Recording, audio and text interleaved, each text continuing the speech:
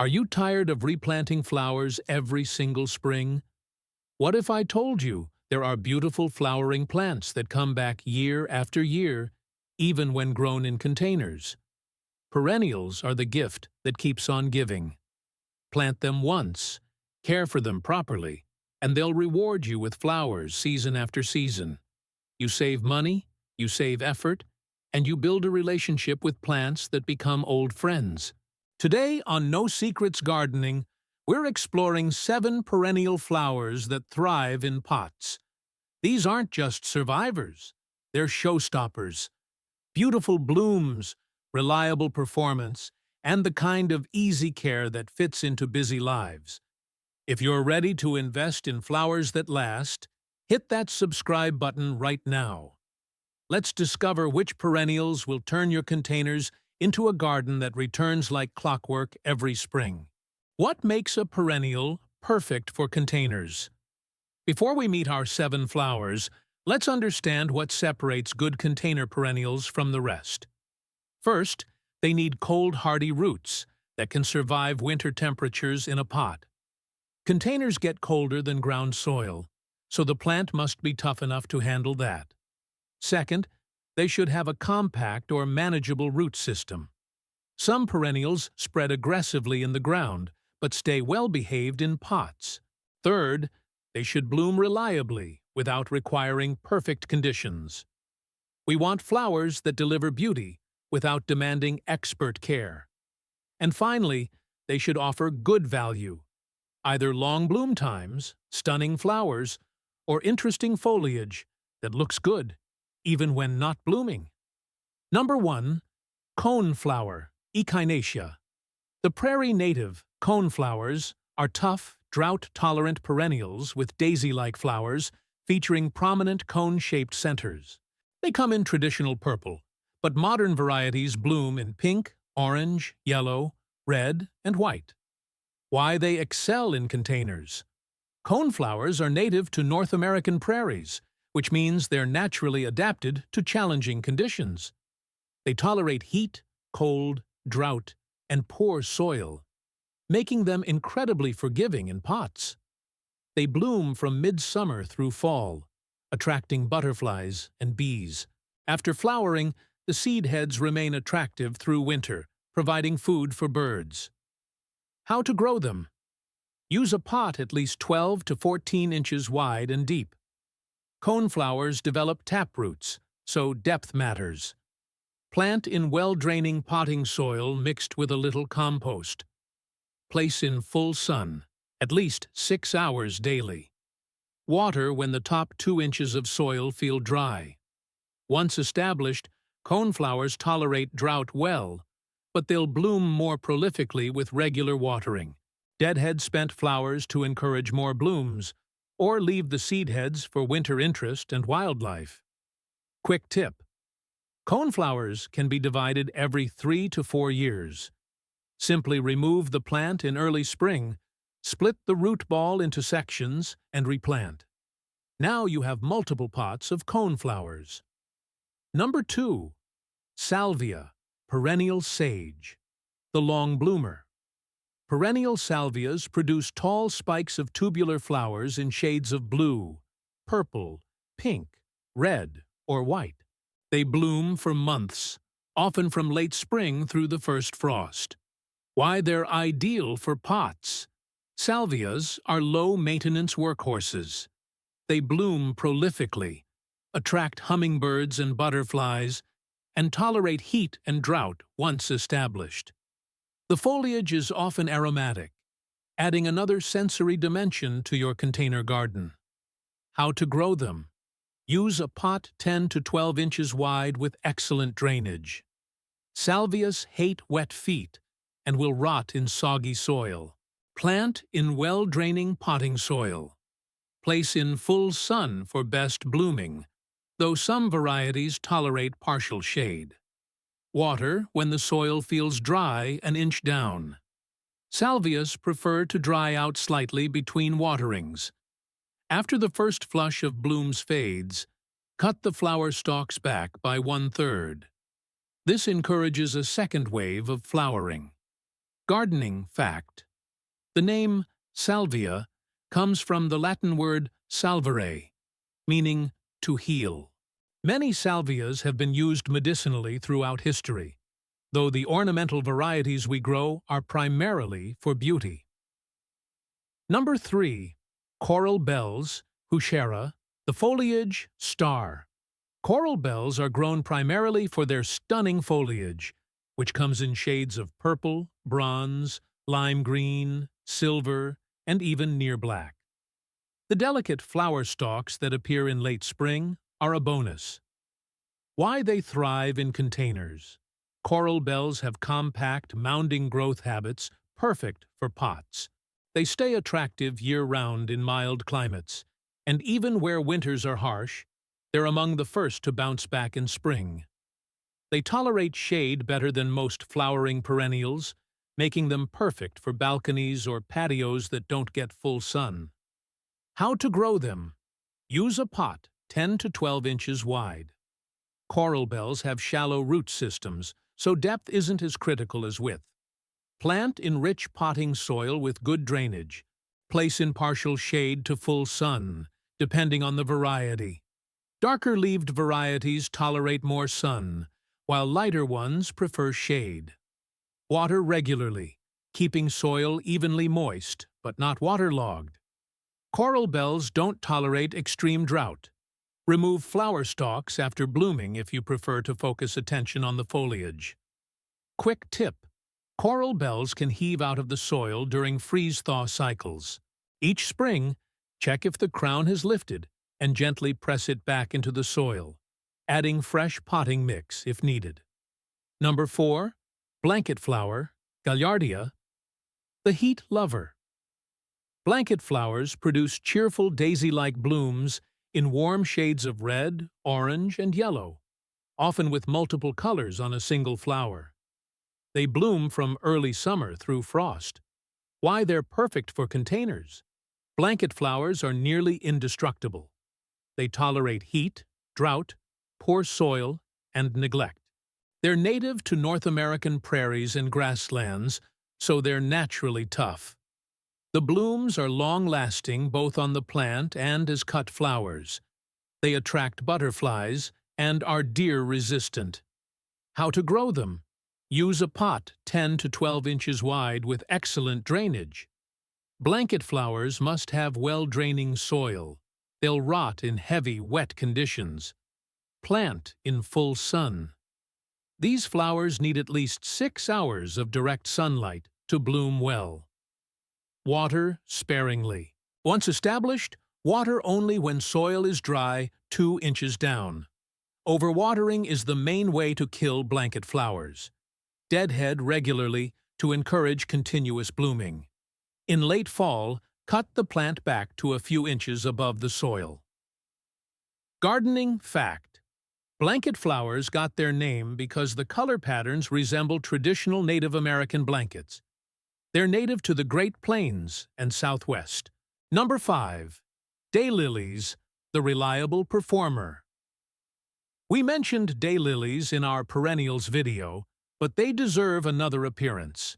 With thousands of varieties available, daylilies offer an incredible range of colors, sizes, and bloom times. Why they succeed in pots. Daylilies are adaptable, forgiving, and incredibly low maintenance. They tolerate a wide range of conditions, from full sun to partial shade, and they bloom reliably without fussing. Each flower lasts only 1 day, but each plant produces so many buds that you'll have blooms for weeks. How to grow them? Use a large pot, at least 16 to 18 inches wide and equally deep.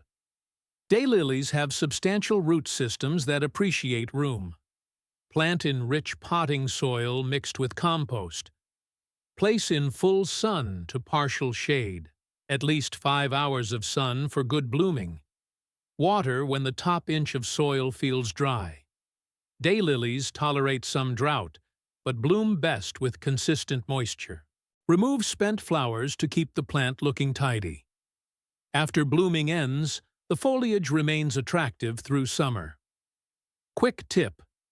Daylilies multiply over time. Every 3 to 4 years, divide them in spring. You'll have multiple plants to fill more pots or share with friends. If you're already planning which perennials to add to your containers, do me a favor and hit that like button. It helps other gardeners discover these reliable, money-saving plants. And I'm curious, do you have any perennials already returning year after year in pots? What's been your best success? Share in the comments below. Your experience helps everyone watching. Now let's continue with 2 more beautiful perennials that will come back faithfully every spring. Number 6. Sedum, Autumn Joy.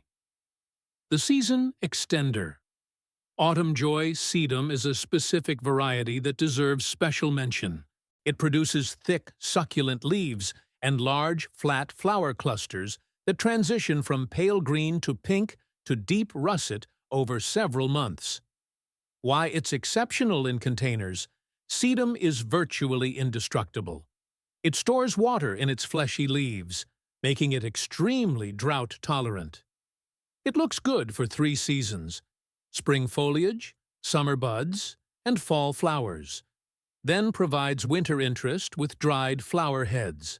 It requires almost no maintenance and tolerates neglect better than nearly any other flowering perennial. How to grow it? Use a pot 12 to 14 inches wide with excellent drainage. Add sand or perlite to your potting soil to ensure water drains quickly. Place in full sun. Sedum tolerates some shade, but becomes leggy and may not flower well. Water sparingly. Let the soil dry out completely between waterings. Sedum is far more likely to die from overwatering than underwatering. In late winter or early spring, cut back the previous year's dried stems to about 2 inches above the soil. New growth will emerge shortly after. Gardening fact: sedum flowers change color as they age. They start pale green in summer, turn soft pink in early fall, deepen to rosy red by mid-fall, and finally dry to russet brown for winter. This progression provides months of visual interest from a single plant. Number 7. Lavender. The fragrant. Favorite. Lavender produces spikes of purple, pink, or white flowers, with one of the most beloved fragrances in the garden. It's a Mediterranean herb that doubles as a stunning ornamental perennial. Why it's perfect for pots? Lavender actually prefers the excellent drainage that containers provide. It's drought-tolerant, deer-resistant, and attracts beneficial pollinators. The flowers can be dried for sachets, and the foliage remains evergreen in mild climates. How to grow it? Use a pot at least 12 to 14 inches wide with multiple drainage holes. Mix sand or perlite into your potting soil. Lavender must have sharp drainage. Place in full sun, at least 6 to 8 hours daily. Lavender blooms poorly in shade. Water only when soil is dry 2 inches down. Let lavender dry out between waterings. Too much water causes root rot and kills the plant. After flowering, trim the plant back by about 1/3. This keeps it bushy and prevents it from becoming woody and bare in the center. Quick tip: English lavender, Lavandula angustifolia, is the hardiest type for cold climates. Spanish and French lavenders are showier but less cold-tolerant. Choose varieties suited to your winter temperatures. Winterizing perennials in containers. Now that we've met our 7 perennials, let's talk about the most important part: helping them survive winter in pots. The challenge: container soil freezes harder and faster than ground soil. Roots are more exposed to temperature fluctuations, which can damage or kill plants that would survive fine in the ground.